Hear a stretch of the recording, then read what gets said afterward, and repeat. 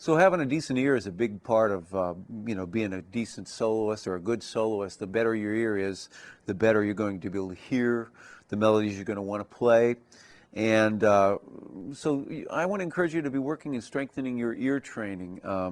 Now, some of you can get that from lessons from the teacher down the street and such, and you can find it in books.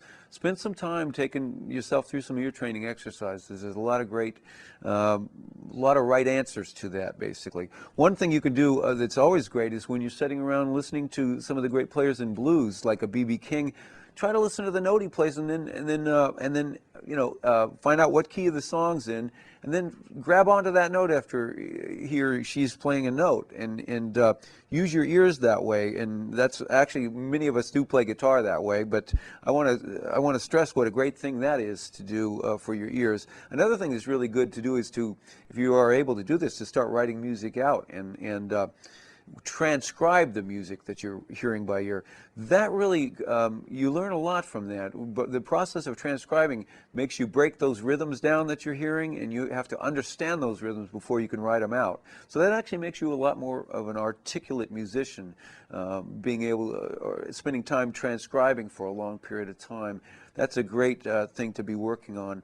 Now, there's a lot of exercises that are great, but I'm going to show you one or two things that are pretty easy to do. I'm not going to say they're easy to play. They take a little getting used to, but you can literally take a C chord, for instance, like this, and maybe go C, F, G, C on the guitar. And now, once you've established that sound in your head, try just hitting a random note anywhere on the guitar. That's an F sharp note, by the way. I'm not looking at my hand, but I know what that set note sounds like in relationship to the note C. I'm going to play it right now.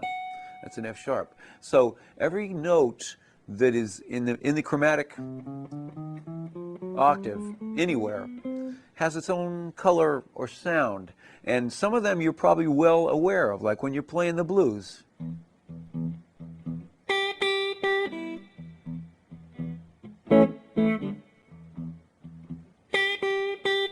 Now, if E is my tonic, I'm not a great singer, by the way, so bear with me on that. If E is my tonic, this note G, that's actually a minor third above the note E, or 3 frets on the guitar. So make a point to learn the intervals and get the sound of the intervals, for every song you can imagine, there is, for every interval you can imagine, there's a song that you've probably grown up listening to. Let me give you a case in point. I don't remember the key right now, but I remember hearing this interval in a Beatles song. It was the introduction.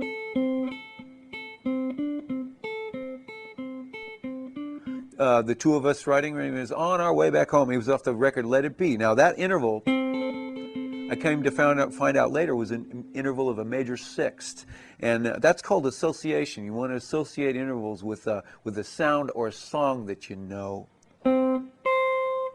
Somewhere over the rainbow. That's an octave. So there's a melody that you've sang all your life. Twinkle, twinkle, little star. Okay, that's a perfect fifth. So get to know the intervals and get to know the sound that is associated with that, because chances are you've been singing those intervals.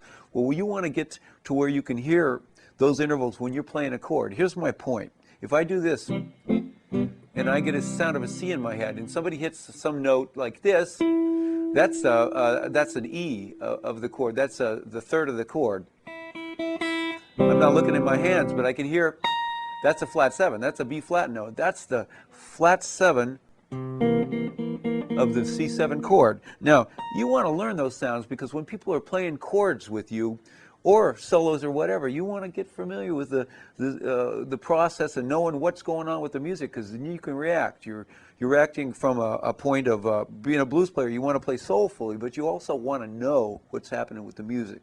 So I want to encourage you, you can take these exercises like this and just practice playing a C, and then maybe make a tape or something like that of random notes that are near that chord somewhere, and play the chords twice, 1, 4, 5, and then play that interval, and then announce that as being the note B after a little bit, and then play it again, and maybe play another note. That's a D. I mean, I looked at my hand too, but and then play it twice, and then announce it on the tape. So basically try to get the sound and what they call the color of these different notes. Because when you're playing chords and soloing over a certain song, you hear musicians throwing things at you. You want to know what it is they're giving you. So work on your ear. There's a lot of great ear training exercises that you can do. But these are pretty good ones right here.